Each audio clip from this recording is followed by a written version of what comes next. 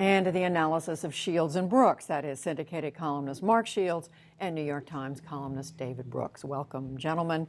So we just listened to Dr. Brzezinski, to Dean Nasser.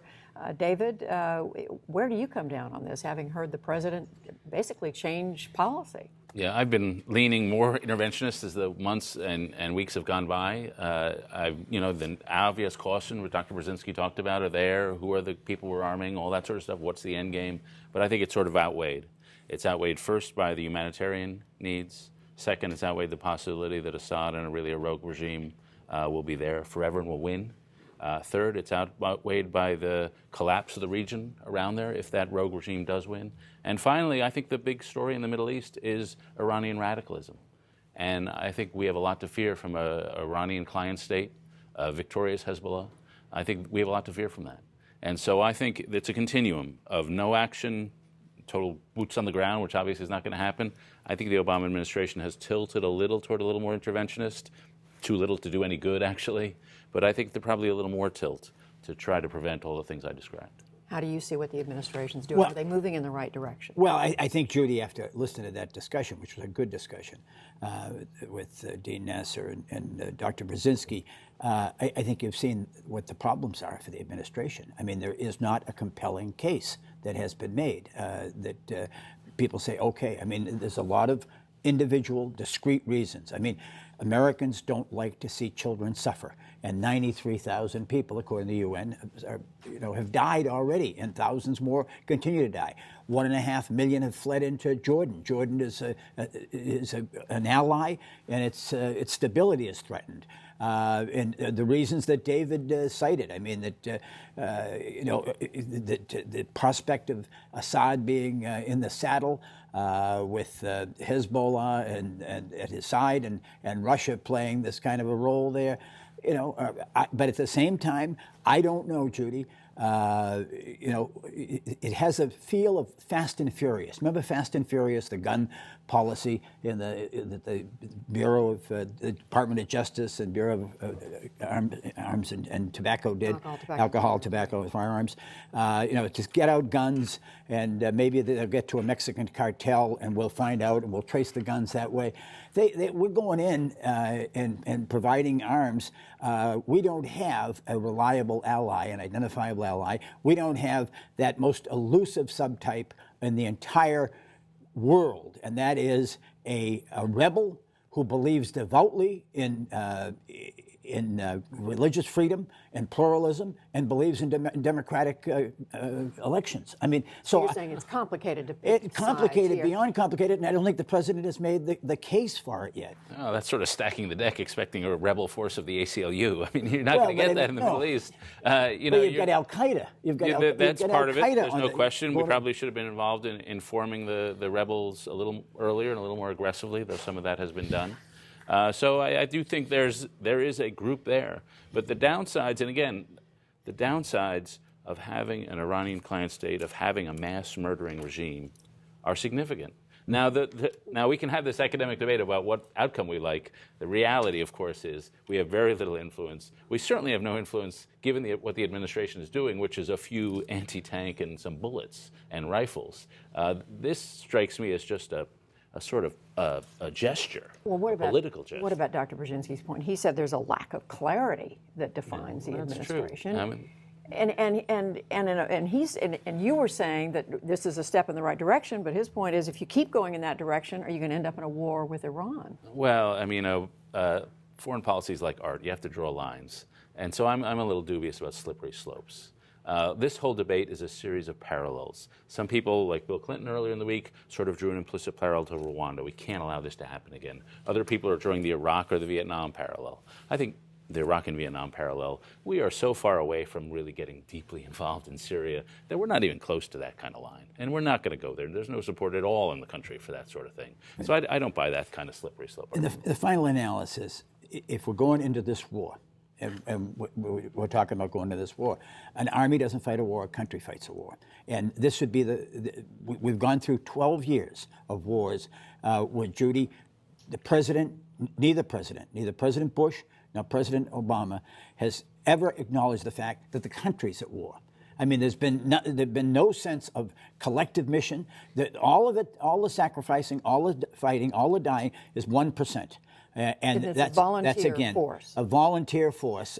That's right. Who are serving multiple terms. Multiple terms. I mean, at the cost of enormous personal injury and damage, and as well as to their families. I mean, so I just don't like to talk sort of cavalierly about doing this. Well, there's not a human being on earth who's talking about that. There's no single American who says we should be sending soldiers over there, troops over there. The question is, we're sending maybe anti-tank guns. We're sending some riflery. The question is whether we're sending anti-aircraft. The question is whether we're going to do a no-fly zone on the outside.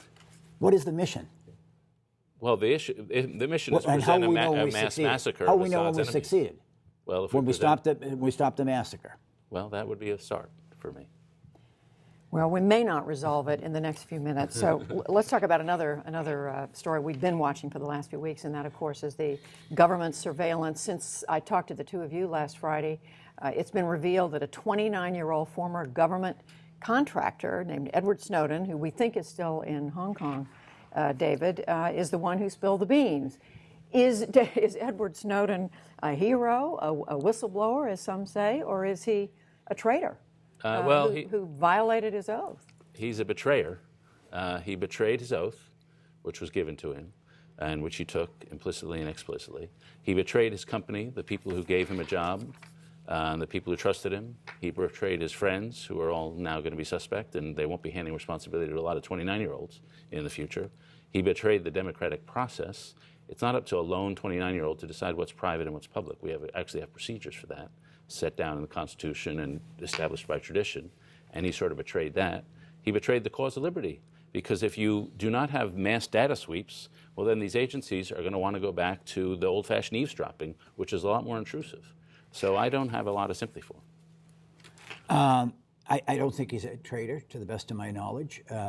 He did not sell secrets. He did not provide secrets to an enemy or to an unfriendly entity. He did not put at risk Americans, to the best of our knowledge. He did not reveal projects or plans or programs that were going.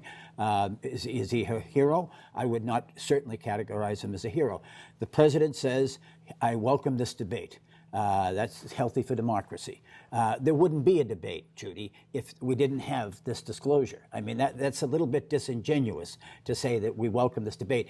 What we've had is we've had no debate. What we've had since 9/11 on all the security measures that have been taken, the debate has been overseas. It's been rendition. It's been Guantanamo. It's been Abu Ghraib. Now, for the first time, it's a question of what is the trade-off? What are Americans willing to do to give up their own privacy without court orders to let the government? And the appetite for secrecy for every administration is absolutely limitless. I think we've had a bit of that debate, warrantless wiretaps. There's been a lot of that sort of stuff. But I agree with Mark that the openness should have been there.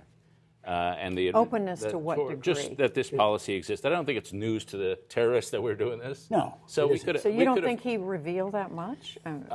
Well, we know some details. He apparently told the Chinese the stuff we knew about them. That was harmful to America. That was being. And there's a Chinese newspaper, government newspaper today, saying the government should use him.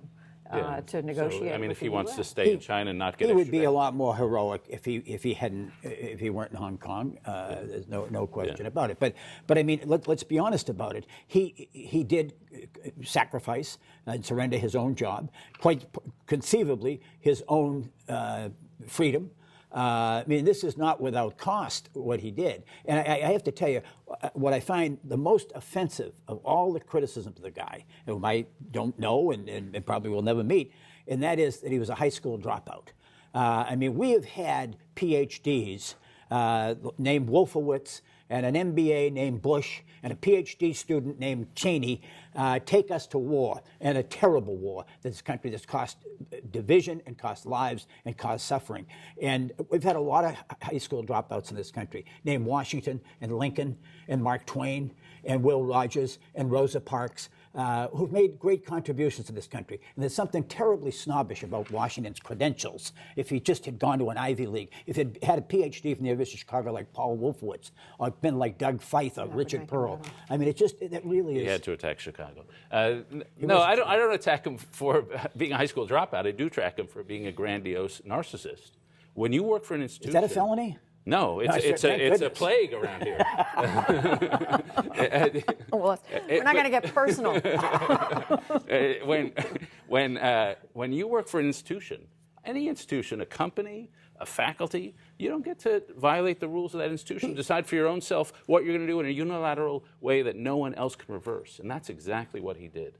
So he betrayed the trust of the institution. He betrayed what creates a government, which is being a civil servant, being a servant to a larger cause, and not going off on some unilateral thing because it makes you feel grandiose. So he should be prosecuted. No, I mean, but he obviously, there's a calculation involved. I mean, he was willing to sacrifice what was, according to all reports, a six-figure income, a prestigious position. I mean, and he was willing to sacrifice that or trade it for making public. I mean, you can call it narcissism, but call it a martyr complex.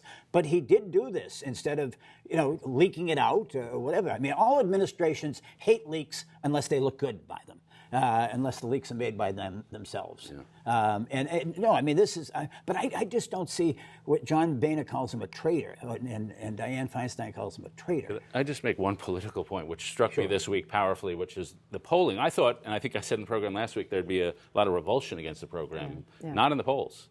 By 2 to 1, 60-odd% say, no, this NSA program is a good thing. We have more to worry about we'd like to see our privacy invaded to make it safer.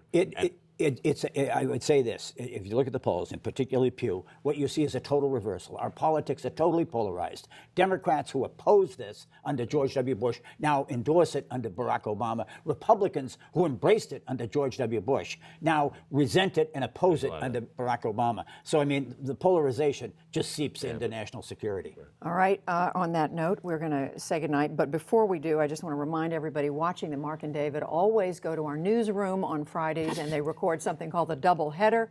They've done it today. You're going to see it tonight on television. 1 week from tonight, it's going to be a special double header because they're going to take your questions live. And we're trying to drum up as much of an audience as we can. That's why we are talking about it tonight. Hit the double digits. You're both getting nervous. You think we'll get 24 people? Is it 5 o'clock Eastern next week? Is that when it is? 5 o'clock Eastern? Mark and David, thank you. Thank you.